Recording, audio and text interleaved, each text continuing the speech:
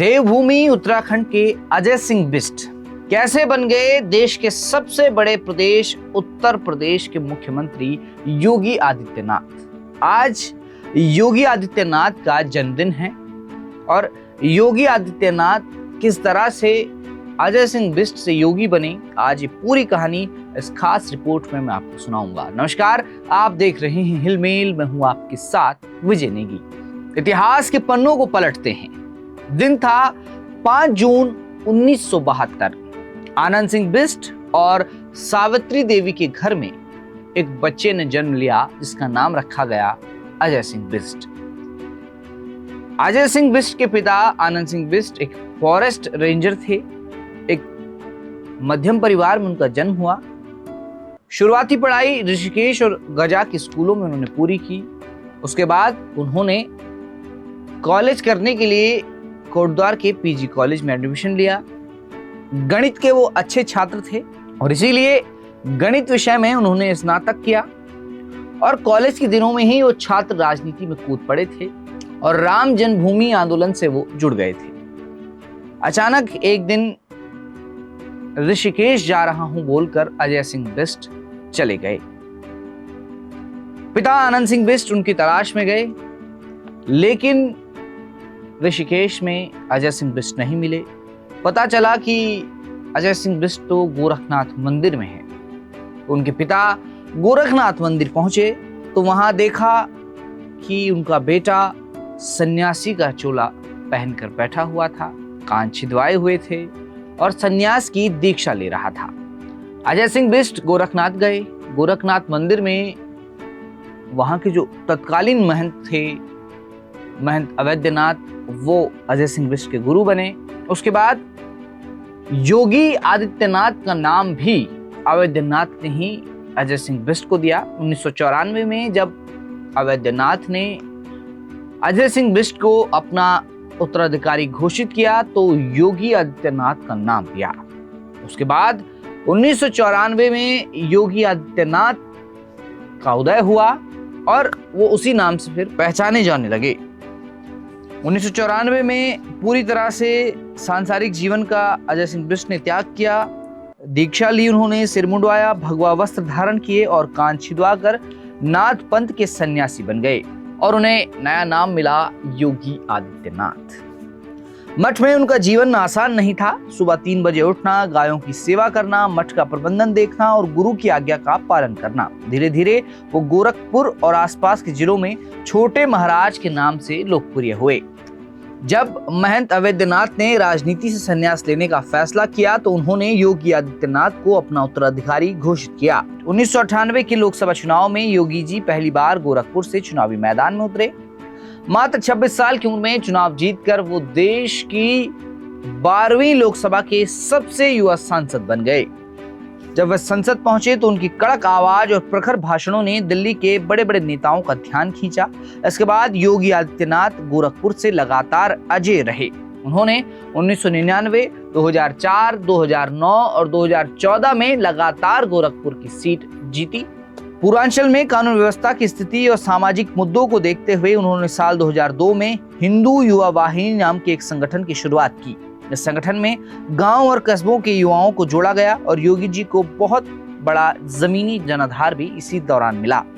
2014 में योगी आदित्यनाथ गोरखपुर से सांसद चुने गए और 2017 में उत्तर प्रदेश में विधानसभा चुनाव हुआ।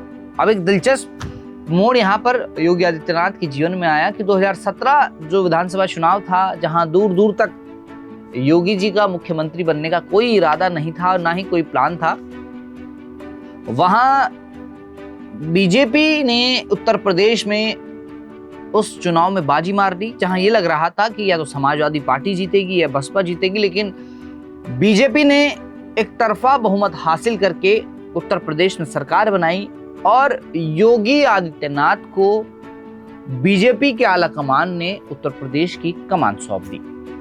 वो ऐतिहासिक दिन था 18 मार्च 2017। इस दिन विधायक दल के नेता के रूप में योगी आदित्यनाथ के नाम पर मुहर लगी और उन्हें उत्तर प्रदेश का अगला मुख्यमंत्री चुना गया। 19 मार्च 2017 को उन्होंने उत्तर प्रदेश में मुख्यमंत्री की शपथ ली और सबसे पहले उन्होंने अवैध बूचड़खानों पर कार्रवाई की। आज बुलडोजर बाबा के नाम से उनको जाना जाता है, लेकिन जिस तरह से उन्होंने अतिक्रमण पर, अवैध निर्माण पर बुलडोजर चलाया, उसके बाद से ही उनकी उस तरह की धाकड़ छवि बनी।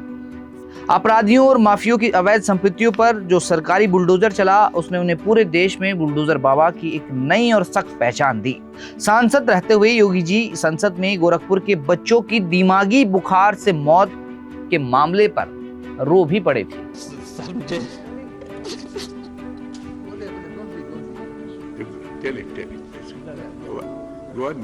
सीएम बनने के बाद उन्होंने स्वास्थ्य व्यवस्था को इतना सुधारा कि दशकों पुरानी इस बीमारी को उत्तर प्रदेश से लगभग खत्म कर दिया। उत्तर प्रदेश की राजनीति में एक अंधविश्वास था कि जो भी मुख्यमंत्री नोएडा का दौरा करता है वो वापस सत्ता में नहीं आता, लेकिन योगी आदित्यनाथ ने इस अंधविश्वास को भी दूर कर दिया।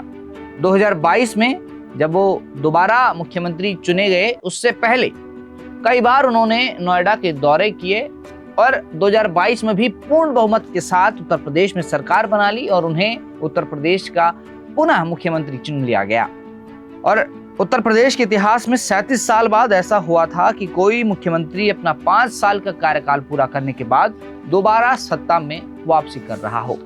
उनके गुरु महंत अवैधनाथ का सबसे बड़ा सपना था अयोध्या में राम मंदिर का निर्माण। जनवरी 2024 में जब पीएम मोदी ने रामलला की प्राण प्रतिष्ठा की, तब उत्तर प्रदेश के मुख्यमंत्री के रूप में योगी आदित्यनाथ उस ऐतिहासिक पल के सबसे बड़े गवाह और सूत्रधार बने। साल 2026 में योगी आदित्यनाथ अपने दूसरे कार्यकाल के 4 साल पूरे कर चुके हैं। आज उत्तर प्रदेश जो एक बीमारू राज्य की संज्ञा उसको दी जाती थी, आज उस संज्ञा से उत्तर प्रदेश बाहर आ चुका है और एक प्रगतिशील प्रदेश के रूप में जाना जाता है।